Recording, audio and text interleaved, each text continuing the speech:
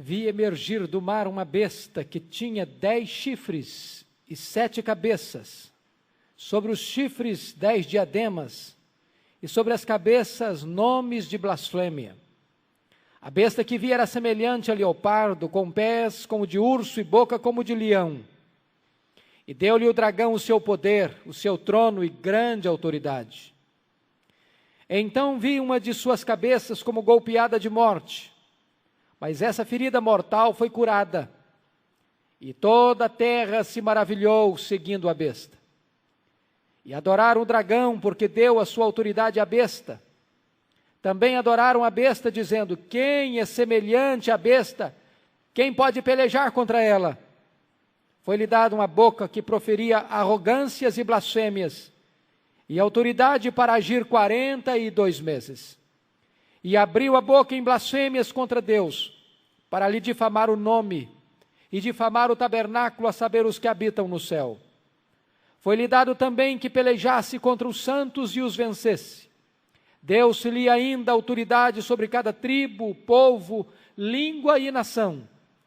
E adorá-la-ão todos os que habitam sobre a terra, aqueles cujos nomes não foram escritos no livro da vida do Cordeiro, que foi morto desde a fundação do mundo. Se alguém tem ouvidos, ouça. Se alguém leva para o cativeiro vai. Se alguém matar a espada, necessário é que seja morto a espada. Aqui está a perseverança e a fidelidade dos santos. Vi ainda outra besta emergir da terra, possuía 2 chifres, parecendo cordeiro, mas falava como dragão. Exerce toda a autoridade da primeira besta na sua presença. Faz com que a terra e os seus habitantes adorem a primeira besta, cuja ferida mortal foi curada.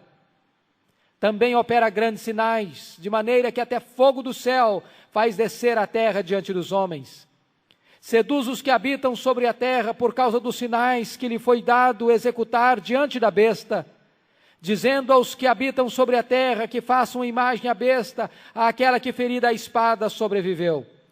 E lhe foi dado comunicar fôlego à imagem da besta, para que não só a imagem falasse, como ainda fizesse morrer quantos não adorassem a imagem da besta.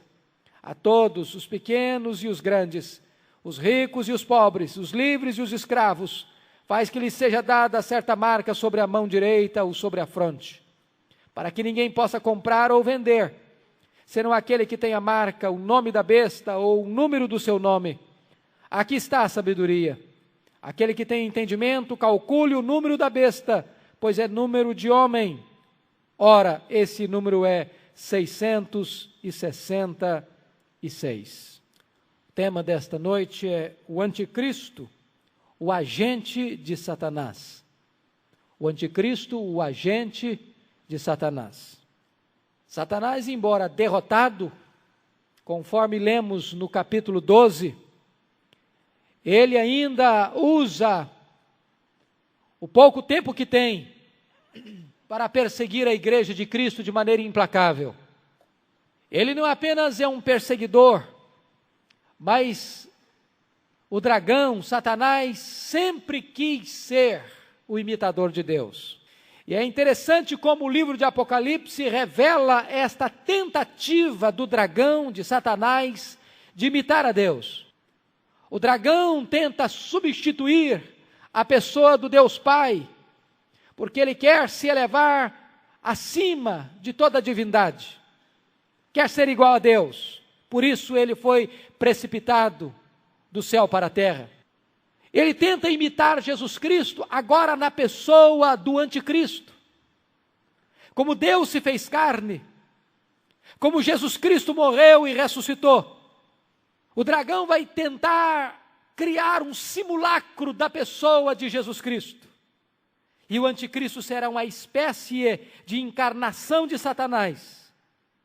Um homem recebendo todo o poder e toda a autoridade de Satanás. E este homem sofrerá um golpe, uma ferida mortal, e vai reviver dessa ferida mortal como que um simulacro da morte e da ressurreição de Jesus Cristo. Mas a sua tentativa de imitação não para aí. A besta que emerge da terra, que surge da terra, o falso profeta, é aquele que vai conduzir os homens à adoração da primeira besta, o anticristo. E essa é uma tentativa de se imitar a terceira pessoa da Trindade, o Espírito Santo. Porque o Espírito Santo é o vigário de Cristo na terra, é o substituto de Cristo na terra. O Espírito Santo é quem leva as pessoas a adorarem o Filho de Deus. E a função do falso profeta vai ser exatamente induzir e seduzir as pessoas a adorarem o anticristo. Mas a tentativa de imitação ainda não para aí. Como nós temos Deus Pai, Deus Filho e Deus Espírito Santo, nós temos também a Igreja de Cristo. É a mulher celestial do capítulo 12, é a noiva do Cordeiro, do capítulo 21. E assim como Cristo tem uma noiva, assim como tem a mulher celestial, Satanás também vai providenciar um simulacro da igreja, que é a grande meretriz, é a grande Babilônia, é a igreja apóstata. Desta maneira, ele tenta imitar tanto a Deus quanto a igreja de Deus. A grande pergunta que talvez surja na sua mente: quando é que surgirá no mundo o anticristo? Embora o espírito da iniquidade já opera no mundo, somos levados a crer, à luz de Daniel, de Mateus, de Marcos, Lucas, João, as epístolas joaninas, o livro de Apocalipse, as cartas de Paulo, que no fim, no tempo escatológico do fim, toda a maldade, toda a virulência de Satanás, toda a oposição dos impérios e reis, ímpios e pagãos, reunir-se-ão numa pessoa humana que se chamará Anticristo. E a eclosão deste personagem é descrito na Bíblia por 4 tempos específicos. Primeiro, é caracterizado como o tempo da apostasia. Paulo alertou que o dia do Senhor Jesus não virá sem que primeiro venha a apostasia e seja manifestado o homem da iniquidade. Ou seja, o homem da iniquidade, o anticristo, ele vai brotar do ventre da própria apostasia. Segundo, o Senhor Jesus Cristo em Mateus capítulo 24, versos 21 e 22, diz que o anticristo surgirá do período da grande tribulação. E esse período vai ser tão dramático que Jesus disse que se aquele tempo não fosse abreviado, as pessoas não suportariam. Então, por amor aos eleitos, Deus abreviou aquele tempo. Terceira caracterização é que vai ser exatamente esse o período do aparecimento, da parousia do homem da iniquidade, do surgimento do homem da iniquidade. E, finalmente, esse período é descrito na Bíblia, lá em Apocalipse capítulo 20, verso 3, como pouco tempo de Satanás. Será o momento em que Satanás, então, agirá com maior fúria, com maior intensidade, mas com um tempo bastante limitado. O anticristo na Bíblia é descrito por nomes diferentes. Se você ler em Daniel, o anticristo é chamado daquele pequeno chifre, que vai proferir blasfêmias contra Deus, que vai declarar guerra contra os santos do Altíssimo, que vai prevalecer contra eles. Se você olhar na linguagem de Jesus Cristo, em Mateus 24, o anticristo é descrito como o abominável da desolação, que vai se assentar no santuário, querendo ser adorado como Deus. Se você olhar a linguagem do apóstolo Paulo, Paulo chama de o homem da iniquidade, o filho da perdição. Apenas o apóstolo João, nas suas cartas, é que chama este personagem de anticristo. E agora, no Apocalipse, ele é chamado de besta. Ou a besta que surge do mar, porque virá uma outra besta, a besta que surge da terra, que é o falso profeta. Então, na Bíblia, este personagem tem nomes diferentes, mas referem-se à mesma pessoa. Importa-nos agora olhar um pouquinho um fato extremamente importante. O cumprimento profético não aponta apenas para um personagem escatológico que surgirá no fim ou no período que antecede imediatamente a volta de Jesus. Não.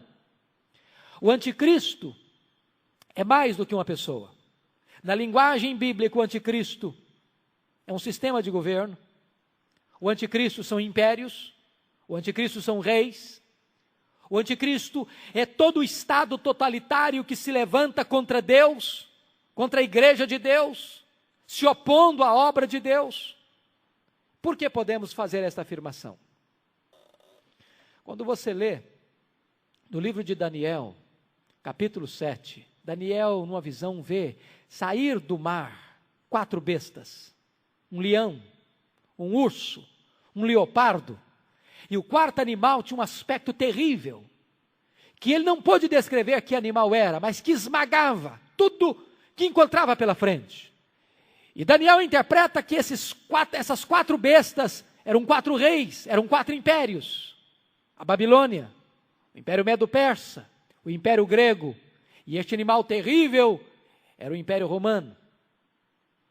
Quando você lê Apocalipse 13, você vai perceber que aquilo que Daniel representou como 4 impérios, João descreve como uma única pessoa. Ou seja, na história da igreja, ao longo da história da igreja, o anticristo se incorporou em estados totalitários, megalomaníacos, sanguinários, perseguidores, mas que no tempo do fim, toda a fúria, perversidade, maldade, violência dos impérios pagãos vão se incorporar na vida de um único homem, que é chamado de o homem da iniquidade, o filho da perdição, o anticristo, o abominável da desolação, que vai então se opor frontalmente a Deus e à sua igreja. Se nós lermos atentamente a profecia de Daniel do chifre, do pequeno chifre que se levanta e fala abominações e muda os tempos e as épocas, isso se cumpriu em Antíoco Epifânio. Ele, como um rei pagão, mudou as leis do templo, consagrou o templo de Jerusalém a uma divindade suprema dos gregos, o deus Zeus, e sacrificou até mesmo porcos no altar, trazendo então a profanação da casa de Deus. Quando você abre lá em Mateus 24, versículos 15 e 16, Jesus está falando do abominável da desolação que Daniel se referira. E agora o abominável da desolação que se cumpre em Antíoco Epifânio vai se cumprir na figura de Tito Vespasiano. Porque Jesus está falando que quando ele se levantar, ele vai provocar uma grande perseguição. E aquele que estiver dentro do quarto não deve fugir, não deve sair, aquele que estiver no eirado não deve fugir, ou seja, vai ser um período de tremendo massacre e perseguição contra a igreja, o que se refere ao que aconteceu no ano 70 da nossa era, com Tito Vespasiano entrando em Jerusalém, destruindo a cidade, destruindo o templo e profanando a casa de Deus. Mas se você notar, quando Jesus avança na argumentação, lá nos versos 21 e 22 de Mateus 24, ele já não está falando mais de Tito Vespasiano, ele já não está falando mais de uma perseguição centrada em Jerusalém, ele já está falando de um personagem escatológico do tempo do fim, quando ele diz que aquele será um período de tamanha tribulação como nunca houve e jamais haverá outro igual.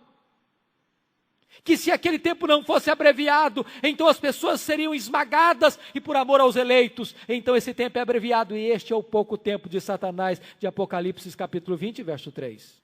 Se nós notarmos na linguagem de João, o anticristo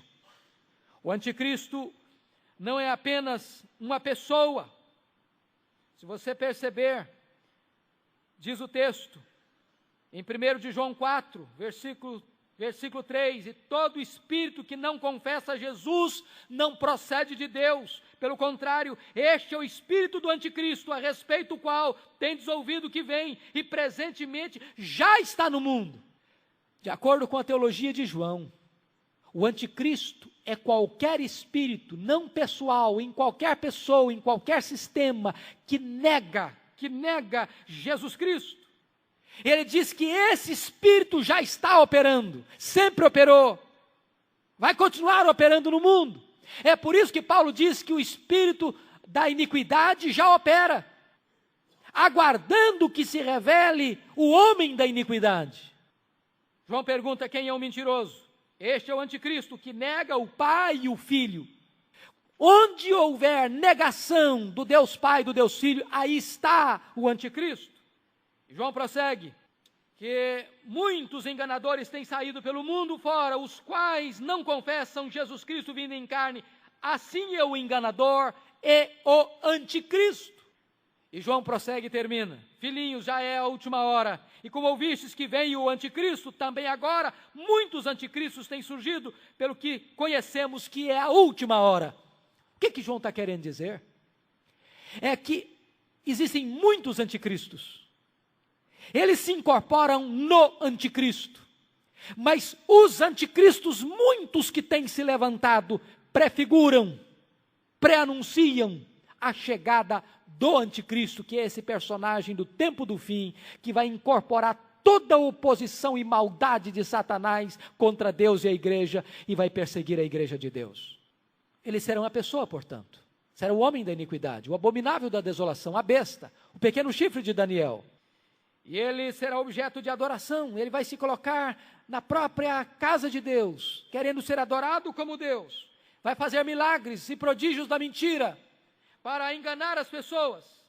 E ele só não revelou ainda, porque Paulo diz que existe algo e alguém que ainda está impedindo o seu aparecimento. E quando ele aparecer e perseguir a igreja de Deus, brevemente ele será totalmente destruído e aniquilado pela manifestação da vinda do Senhor Jesus Cristo.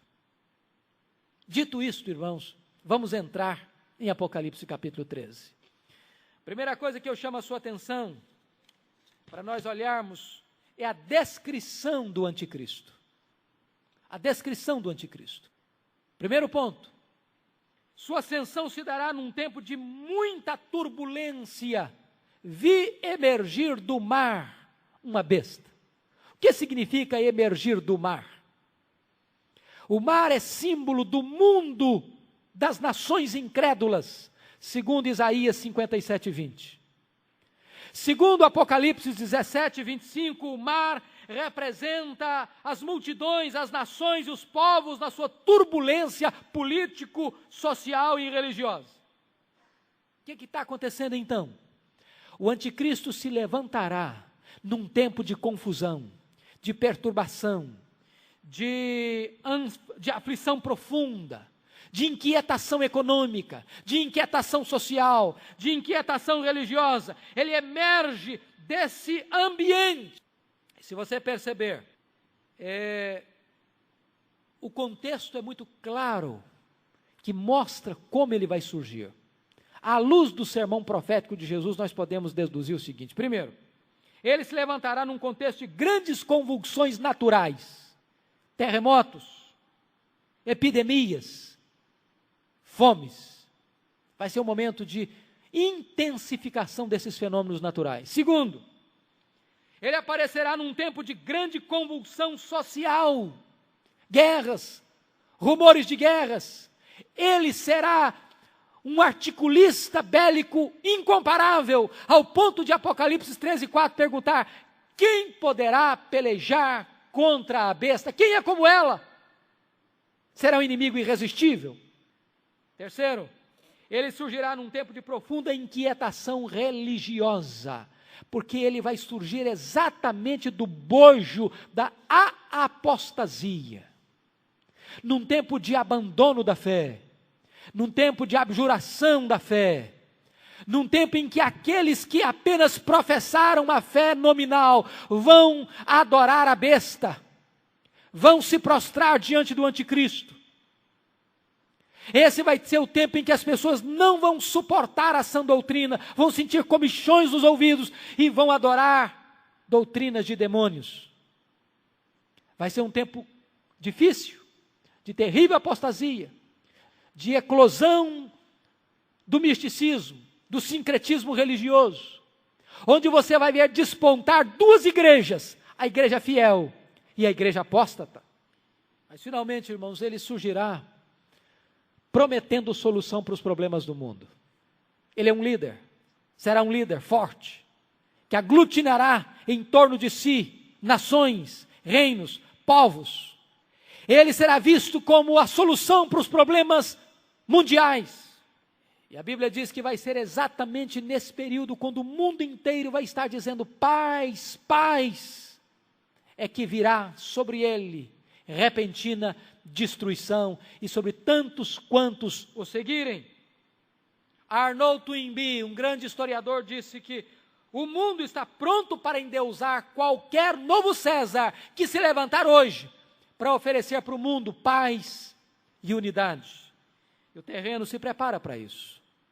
Esse tempo, segundo Jesus, vai ser um tempo também de profunda sonolência, de profunda apatia e indiferença espiritual. Jesus disse que vai ser como nos dias de Noé, onde as pessoas casam, se dão em casamento, compram, vendem, comerciam. Há algum mal nisso? Em casar, se dar em casamento, comprar e vender? Absolutamente não há nenhum mal nisso. Mas há um mal letal, quando as pessoas fazem isso, e fazem de tudo isso a finalidade última da vida, e se esquecem de Deus, e abandonam a Deus, e relegam a Deus para um segundo plano, e a vida vai bem, e tocam a vida, e se esquecem do juízo, se esquecem do acerto de conta, e então o dia do Senhor virá, repentinamente, apanhando as pessoas de surpresa. Veja você, segundo aspecto, ele incorpora todo o poder, força e crueldade dos grandes impérios do passado. Veja você o versículo 2. A besta que vi era semelhante ao leopardo, com os pés de urso e boca de leão. Ou seja, a figura de Daniel, dos impérios, babilônico, medo-persa, grego e romano, agora não são mais reinos, não são mais povos, agora toda a maldade das nações incorporam num único homem, o anticristo. E se você notar, mais do que isso, ele incorpora também o poder do próprio Satanás, e deu-lhe o dragão o seu poder, o seu trono e grande autoridade. Na verdade, o anticristo será como que uma possessão, mais do que isso, uma encarnação de Satanás. Se você notar, ele agirá no poder de Satanás. E aqui podemos notar isso, que o anticristo vai manifestar-se, no versículo 3, através de um grande milagre, pelo menos um simulacro de milagre. Versículo 3, então vi uma das suas cabeças como golpeada de morte, mas essa ferida mortal foi curada, e toda a terra se maravilhou seguindo a besta. Se você notar, esta ferida da cabeça da besta é tão importante para João, que ele faz referência a este fato 3 vezes. Veja o verso 12. Exerce toda a autoridade da primeira besta na sua presença, faz com que a terra e os seus habitantes adorem a primeira besta, cuja ferida mortal fora curada. E se você perceber ainda,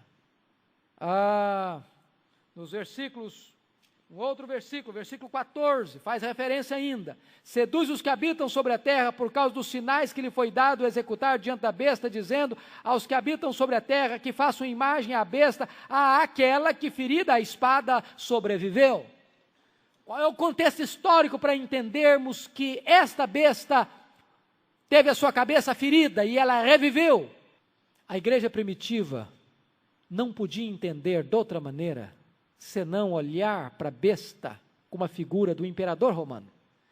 Vocês precisam observar o seguinte, que a melhor interpretação do livro de Apocalipse é a interpretação histórica. Para João, o anticristo era o imperador romano, especialmente Nero. Nero foi um homem tão perverso, que ele mandou matar a sua própria mãe, Ele mandou matar os seus concorrentes. E ele se tornou tão ímpio, tão mau, tão devasso, na sua vida moral e na sua virulência de perseguição, e na sua megalomania, o ponto de no dia 25 de julho de 64, incendiar Roma, um incêndio que demora 5 dias, apenas para ter a sensação de reconstruir uma cidade com as suas próprias mãos, para ter a glória de ser o reconstrutor de Roma. Chegou ao ponto do Senado romano decretar a sua morte. Mas antes que o Senado romano levasse Nero à morte, ele se suicidou. Mas depois da morte de Nero, surge uma lenda em toda Roma, em todo o império, que Nero não morreu, que Nero foi para o Oriente, e que ele voltaria, redivivo, ressuscitado, mais forte, mais poderoso, triunfantemente. Esta era o pano de fundo que leva João a escrever sobre esta questão da cabeça ferida. É óbvio que o cumprimento se deu e o cumprimento se dará no fim, não em Nero, não em outro personagem. Por exemplo, os reformadores tinham convicção no século XVI de que o anticristo era a figura do Papa. Assim escreveu João Calvino, assim preceitua a Confissão de Fé de Westminster. Se nós vivêssemos no século XVI, nós certamente subscreveríamos esta crença. Mas entendemos que, embora o anticristo tenha se incorporado na figura dos imperadores, e na figura do Papa, ou na figura de tantos quantos se colocaram no lugar de Cristo, o anticristo se levantará, finalmente, como um personagem, no fim dos tempos, que vai incorporar todo o poder de Satanás, toda a fúria de Satanás, toda a autoridade de Satanás, receberá o trono de Satanás e vai perseguir a igreja como qualquer outro personagem perseguiu em qualquer época da história. Se percebermos, vamos olhar outra coisa. O anticristo vai realizar nesse processo grandes milagres. Aliás, nós estamos como que pavimentando o terreno para a chegada do anticristo nesse sentido. Porque o mundo está sedento por milagres. O mundo está ávido pelo sobrenatural. A literatura que trabalha a questão do misticismo, do esoterismo e das coisas sensacionais e milagrosas, enche as prateleiras das bibliotecas, das livrarias, e as pessoas consomem isso com avidez. E hoje as pessoas não querem discernir de que milagre procede de onde, se de Deus ou se do diabo. O anticristo vai operar esses prodígios, diz a Bíblia lá em 2 Tessalonicenses 2, 9 e 10. Ora, o aparecimento do iníquo é segundo a eficácia de Satanás, com todo o poder e sinais e prodígios da mentira. Ele vai eletrizar as multidões pelos milagres que vai fazer. Mais do que isso, a Bíblia diz que o anticristo vai ditar e disseminar falsos ensinos. Se você notar, a linguagem de Paulo, em Tessalonicenses 2,11, é o seguinte: é por este motivo, pois que Deus lhes manda a operação do erro, para darem crédito à mentira. O que está acontecendo?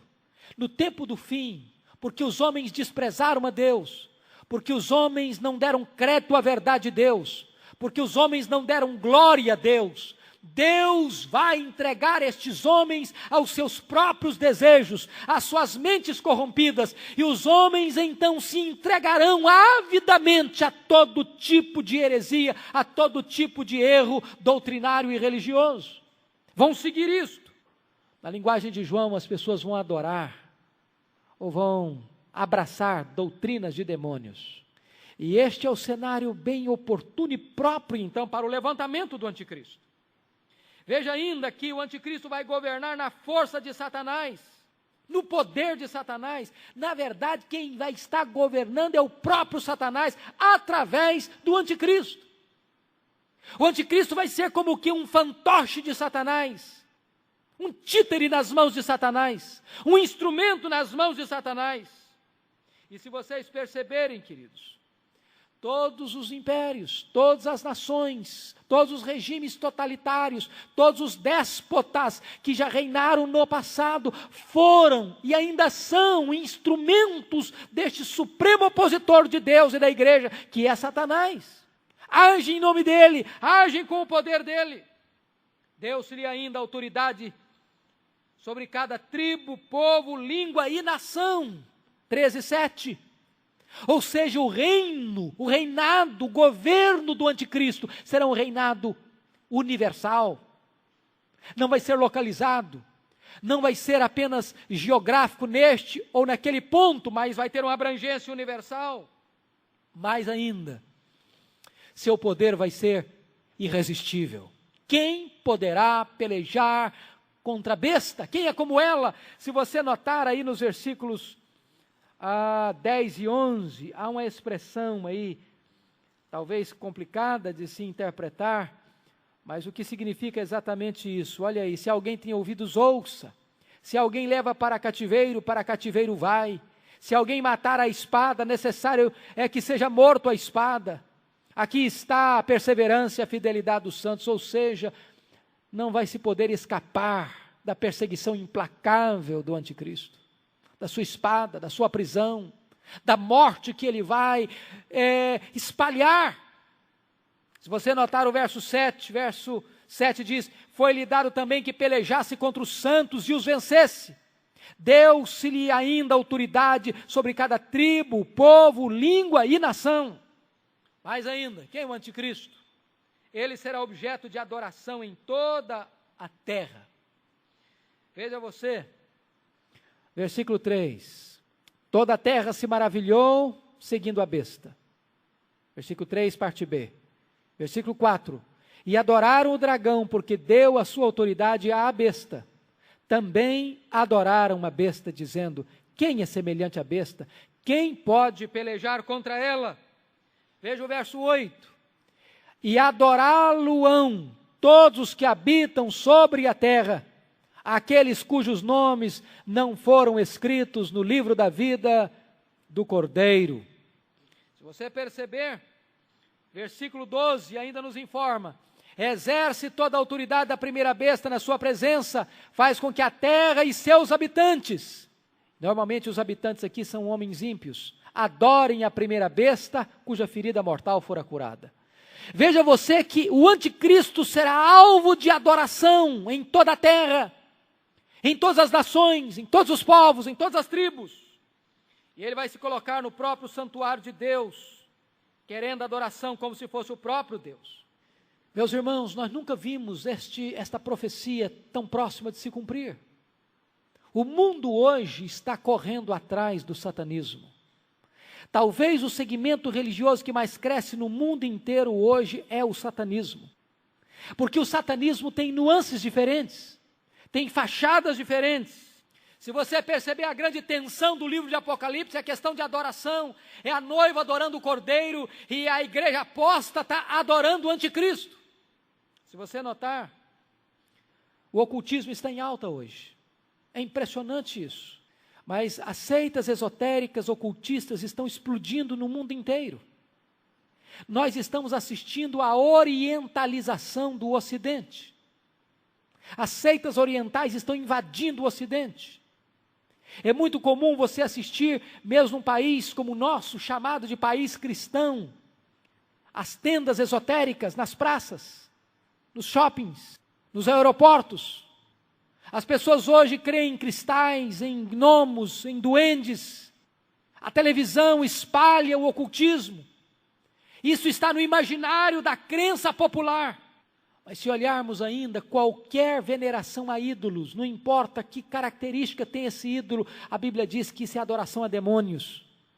Ainda mais, a invocação de mortos é adoração a demônios. Mas muito mais que isso, o humanismo idolátrico é satanismo. É por isso que a Bíblia diz que quando adoram o dragão, adoram o anticristo, e quando adoram o anticristo, adoram o dragão, porque qualquer culto que seja dado ao homem, em última instância, é um culto satânico. Foi por esta razão que quando Pedro tentou impedir Jesus de ir para a cruz, Jesus disse, arreda Satanás. Porque qualquer evangelho que remova a cruz é o evangelho humanista, e o humanismo é satanismo disfarçado. Veja você que o anticristo fará forte oposição a toda adoração que não seja a ele mesmo. Ele vai se assentar no santuário, e ele vai querer adoração para si. E qualquer pessoa que não se prostrar para adorá-lo, vai ser perseguido. E esse período, a Bíblia diz que é o período da grande tribulação.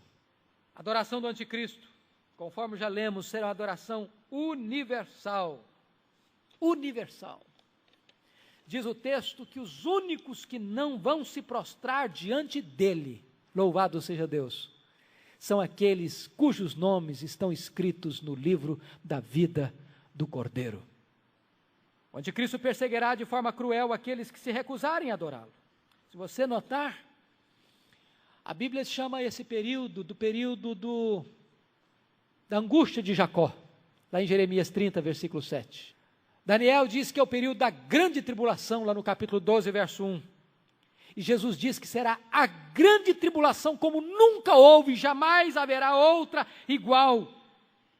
Nesse tempo a igreja de Deus será uma igreja mártir, porque o verso 7 nos informa que vai pelejar contra os santos e os vencer.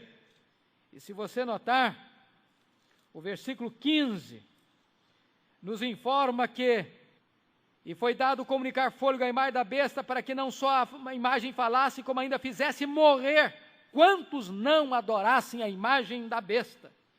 Mas, queridos irmãos, a igreja de Cristo vai ser uma igreja mártir, mas também uma igreja vitoriosa. É uma coisa maravilhosa entender isso.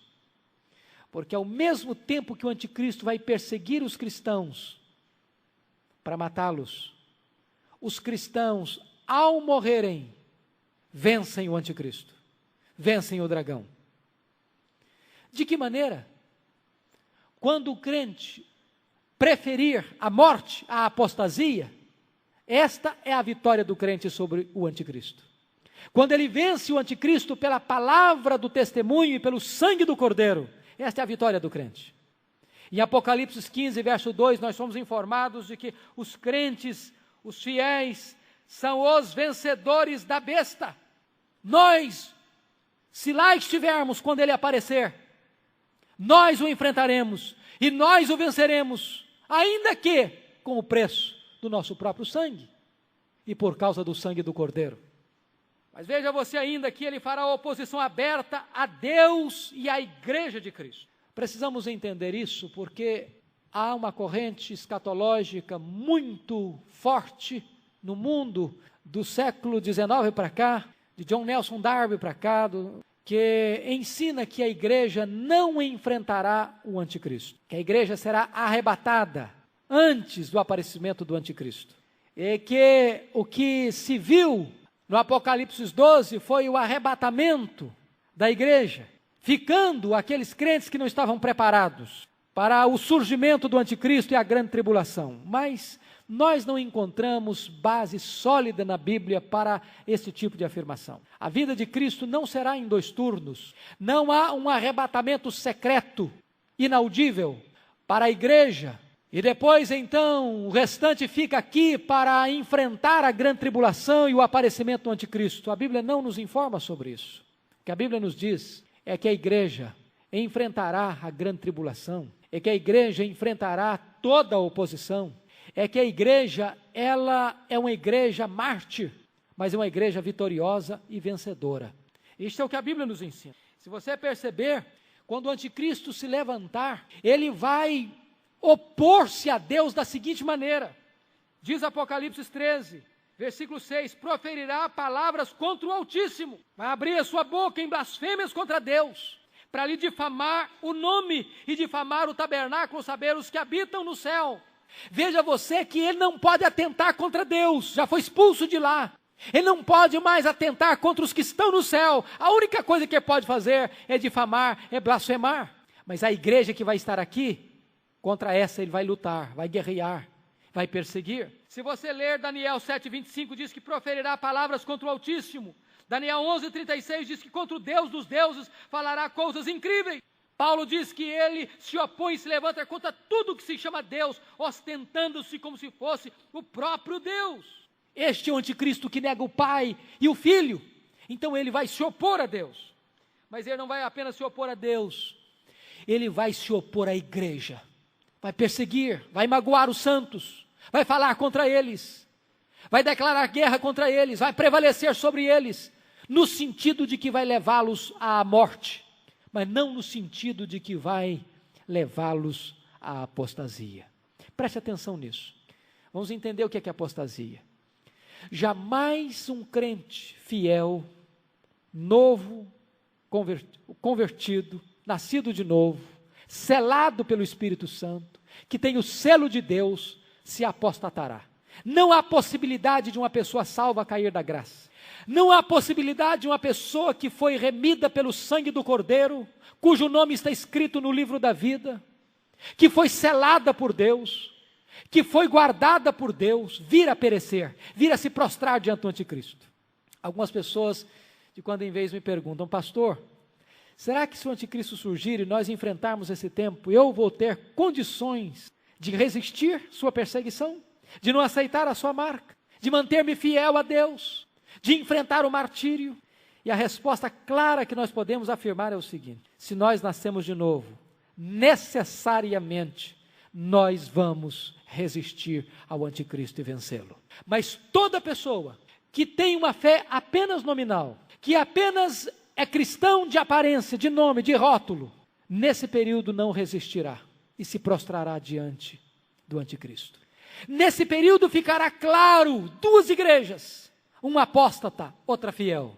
Uma selada por Deus, outra marcada pelo anticristo.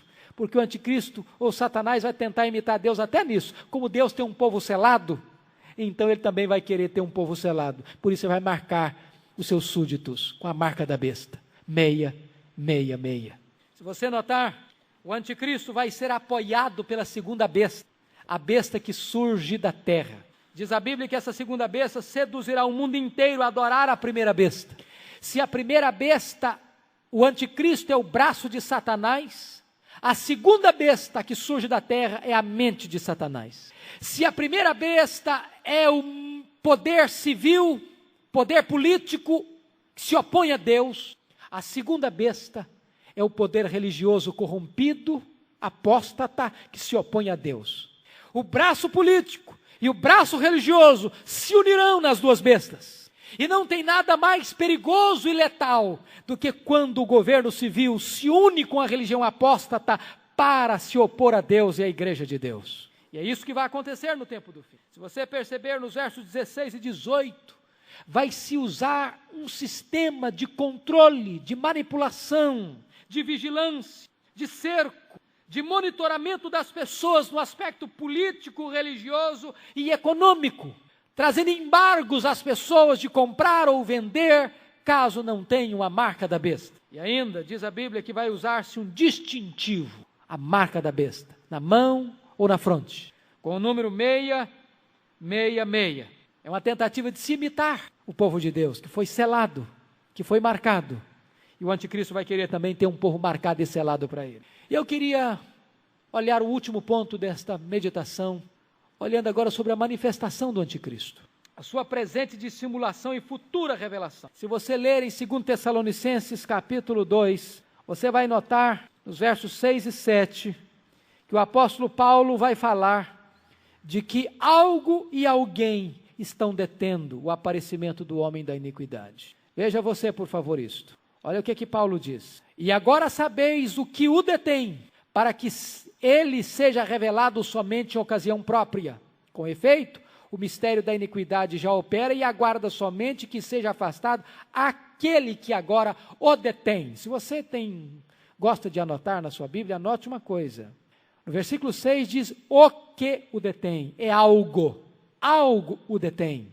Mas no verso 7, é aquele que agora o detém, é uma pessoa. Então existe algo e existe alguém que estão detendo o aparecimento, o surgimento do homem da iniquidade. O homem da iniquidade na língua original é o homem da ilegalidade. O que é este algo? O que é este alguém? Os maiores estudiosos desta matéria entendem que o algo é a lei e o alguém é aquele que faz a lei acontecer. Para o anticristo surgir, é preciso que haja, de certa forma, um espírito de confusão, de balbúrdia.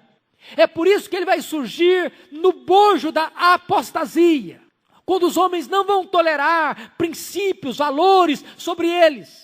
Então, dentro desse sistema de confusão, de apostasia, de perturbação, é que ele vai aparecer e vai surgir como o homem da iniquidade. Outra coisa que é importante entender é o número de sua identificação. O que significa 666? Já podemos afirmar que nós não podemos entender anticristo apenas como um personagem que vai levantar no tempo do fim. Não é esse o entendimento que a Bíblia tem do anticristo. O anticristo, ele toma formas variadas. Ele se incorpora em estruturas, em sistemas e em pessoas durante toda a dispensação da Igreja de Deus. Entretanto, no tempo do fim, ele vai então se incorporar num homem, é o homem da iniquidade, o seu número é o número de homem, para perseguir a igreja. Então, o cumprimento profético, ele tem fases e etapas de cumprimento. Se cumpriu em Antíoco Epifânio, em Tito Vespasiano, nos imperadores romanos, em todos os impérios totalitários, em todos os reinos totalitários. Onde houver oposição a Deus, aí está o espírito do anticristo. Onde se nega o nome de Cristo, aí está o espírito do anticristo. Mas ele vai se cumprir num personagem final. Quem é ele? O homem da iniquidade, o filho da perdição, o abominável da desolação, o pequeno chifre de Daniel, o anticristo de João, a besta do Apocalipse. É um personagem só. Esse número foi aplicado a vários personagens da história. Por exemplo, o primeiro nome que se deu, 666, foi Nero. Dentro de cálculos das letras hebraicas e gregas, chega-se à conclusão de que Nero encaixa em 666. Outro nome que se encaixa em 666, Vicarius Filii Dei. Se você pega Vicarius Filii Dei, em algarismos romanos, você tem 666, que é aquele título que o Papa tem na mitra, na sua mitra. O substituto do Filho de Deus. Vicarius Filii Dei significa isso. O substituto do Filho de Deus. E quando ele diz que ele é o substituto do Filho de Deus, ele está usurpando um lugar que não lhe pertence e não pertence a homem nenhum, porque o vigário de Cristo, o substituto de Cristo na terra é o Espírito Santo e não o Papa e nenhum outro homem. Esse nome também aplicou-se perfeitamente em cálculos matemáticos a Hitler. Quando se pega o nome Hitler, se chega também a 666. Vejam vocês que não dá para identificar um único personagem histórico como 666. É por isso que o cumprimento profético ele é dinâmico, por isso a interpretação histórica é a mais fiel no entendimento bíblico. Agora, a melhor forma de entendermos 666 é pela numerologia bíblica. 6 é o número do homem. Deus criou o homem no 6º dia. Descansou. 6 é o número que precede ao 7. 7 é o número da perfeição. 6 é o número incompleto, é o número imperfeito, é o número do fracasso. Se 3 é o número pleno da trindade, 6 é a trindade da maldade, da imperfeição, da violência, da corrupção, da maldade e do fracasso. 666 é fracasso sobre fracasso sobre fracasso. É a maldade no grau superlativo. Este homem vai então incorporar toda a maldade e violência de todos os impérios, de todos os déspotas e de toda a fúria e poder e autoridade de Satanás. Vejamos ainda a limitação do anticristo. Ele é um ser virulento e mau, que vai agir no poder e na autoridade de Satanás, vai receber o trono de Satanás, mas ele tem limitações. Que limitações? Contra Deus e contra os que estão no céu ele não pode fazer mais nada. Só pode falar mal. Como os ímpios desandam a boca hoje ainda para falar mal de Deus, dos que andam com Deus. O anticristo vai fazer isso.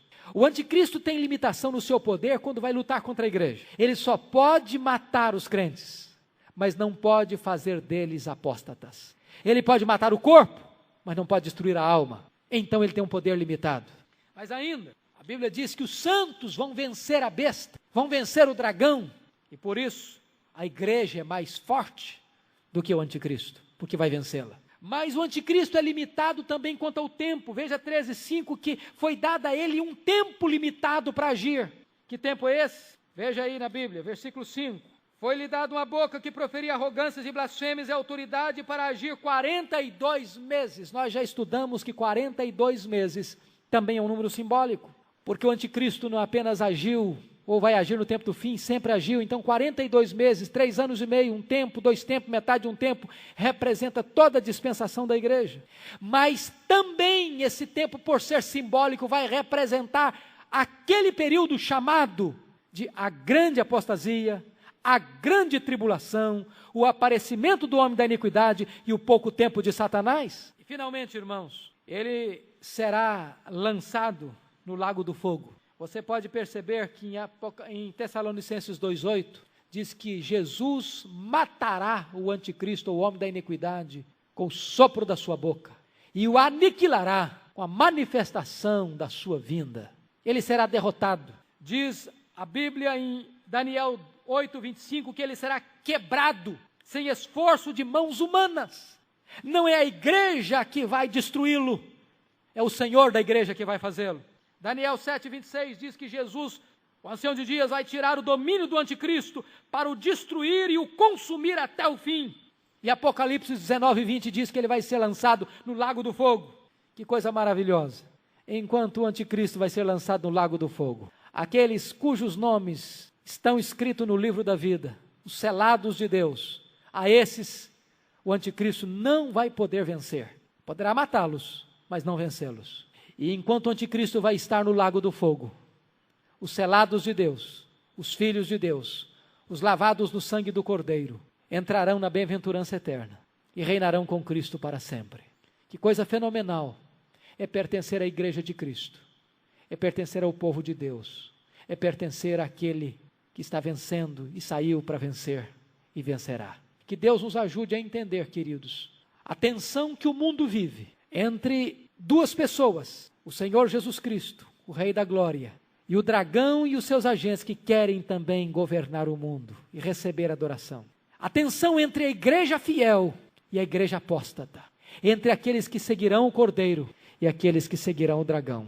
Que você hoje pare e reflita a quem você está seguindo, diante de quem seu joelho está se dobrando e onde você passará a eternidade. Que Deus nos ajude.